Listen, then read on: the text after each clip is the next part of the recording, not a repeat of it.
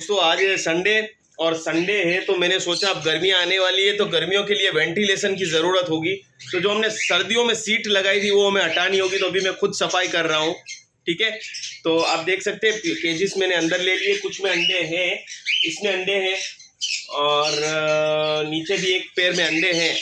तो मैंने सारी पेड़, वहाँ दूसरी पेड़ में अंडे हैं, तो सारे केजिस में अंदर ले लूंगा और फिर सीट हटा दूंगा। चलिए बैक कैमरा करते हैं दोस्तों टेम्पररी। तो दोस्तों आज संडे है, मैं ट्राई कर रहा हूँ कि जो सीट है वो हटा दूं ताकि वेंटिलेशन अच्छा हो, क्योंकि अब गर्मियाँ आ गई हैं तो टेम्परेचर जो है वो बहुत ठंडा नहीं होता है और बर्ड को तरोताज़ा हवा और थोड़ी बहुत रोशनी मिले जिससे फेदर प्रॉब्लम होती है वो ना हो। तो ये सीट जो सामने आपको दिख रही है वो हम हटा देंगे अभी, और इसके बाद दोस्तों तो गर्मी का तो कोई प्रॉब्लम होने ही वाली नहीं। अगर गर्मी होगी भी तो मेरे पास यहाँ पंखा पड़ा हुआ है और ह्यूमिडिटी के लिए ह्यूमिडिफायर हम मंगवाने वाले हैं।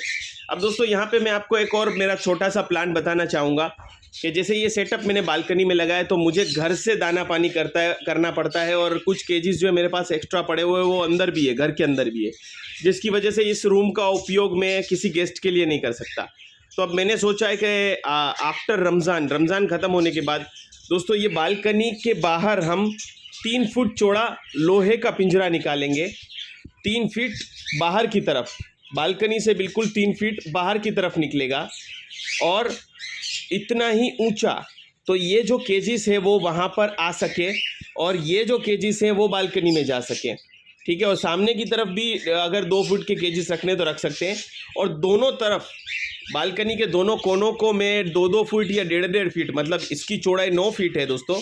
अभी आप देखेंगे 2.5 फीट का केज, 2.5 फीट 5 फीट, 2 फीट का केज 7 फीट और 1-1 फीट का आप अगर ब्रीडिंग बॉक्स भी गिन लें तो 9 फीट के आसपास इसकी चौड़ाई है, लेकिन उसकी चौड़ाई हम 12 फीट करेंगे।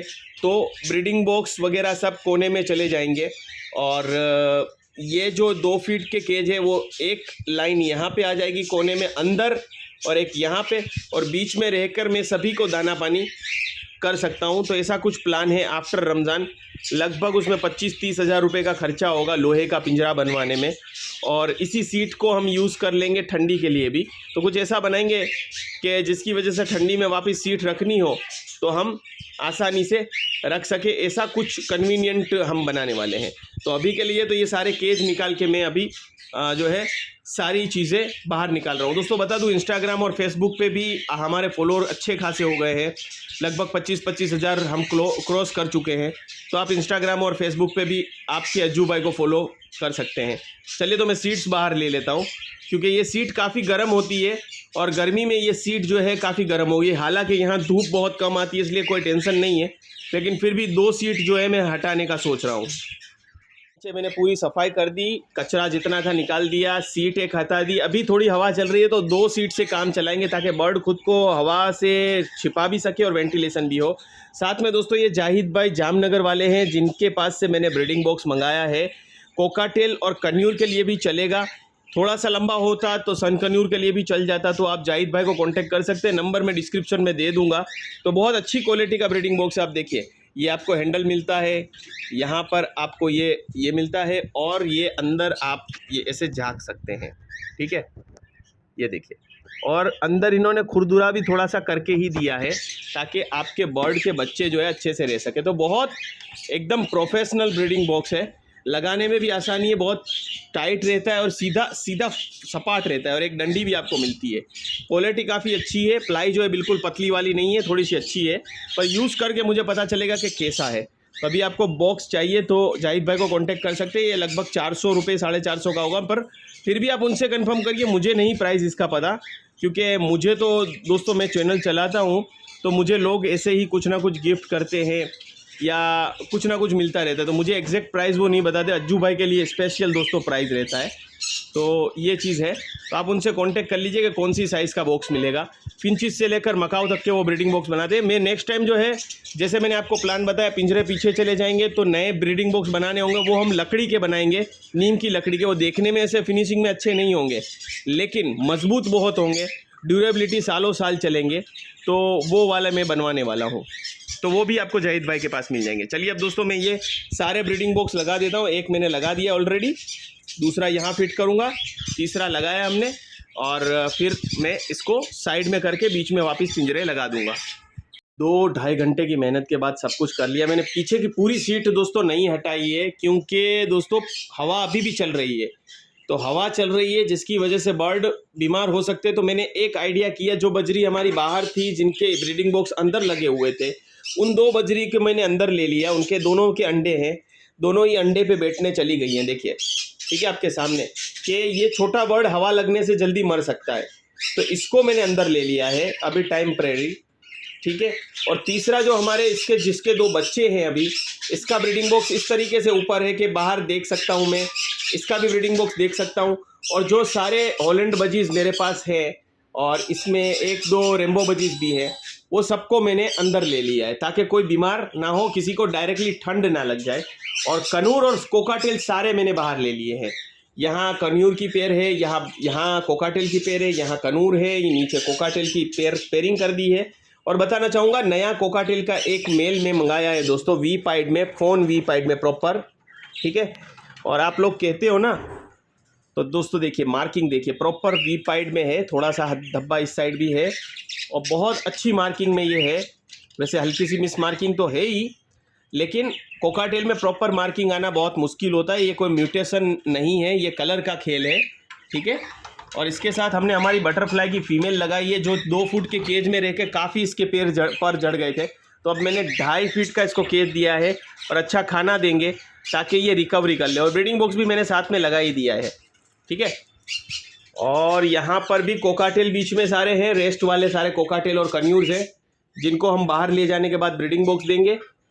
और वहाँ पर हमारे कनूर ने फिर से दोस्तों अंडे दे दिए हैं, ब्लू कनूर ने जो है फिर से अंडे दे दिए, आप ऊपर देखेंगे इसने फिर से अंडे दे दिए हैं। पहला क्लच इसका इस सीज़न का फेल गया था बिकॉज ह्यूमिडिटी कम थी।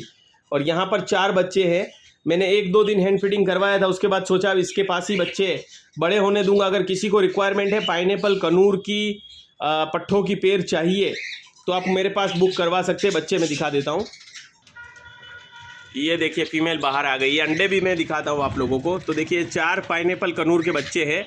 मैंने 2 दिन हैंड फीडिंग करवाई, फिर मैंने दोस्तों हैंड फीडिंग नहीं करवाई, तो मतलब माँ बाप के पास बड़े हुए हैं। तो ये एक अच्छे पेरेंट होंगे अगर इससे आप ब्रीडिंग करवाना चाहते हैं तो। 10 महीने के बाद ये ब्रीडिंग करने लगते हैं, तो अभी ये लगभग 45 दिन के हुए हैं। मेरा नंबर मैं डिस्क्रिप्शन में दे दूँगा, आप लोग मुझे कॉन्टेक्ट कर सकते हैं। प्राइस मैं आपको फ़ोन पे ही बता दूंगा, मैसेज करिए मुझे, एक पेयर की प्राइस मैं आपको लोगों को बता दूंगा। होगा तो मैं इसका डीएनए करवा लूँगा, तो मेल फीमेल निकाल के आपको दूंगा, ठीक है।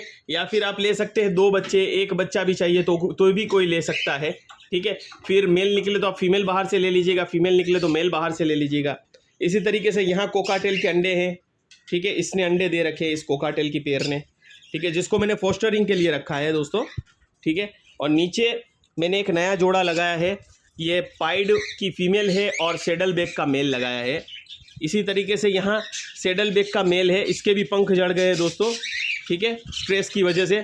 और इसमें मैंने फीमेल लगाई है पल की, ये भी दोस्तों अवेलेबल है, अगर किसी को चाहिए पल की फ़ीमेल तो ये फ़ीमेल अवेलेबल है। एक बच्चा पिछली बार इसने निकाला था पहली अपनी ब्रीडिंग में, ठीक है, पर इसको मैंने मेल से अलग करके दूसरी फ़ीमेल दी है, उस मेल को मैंने।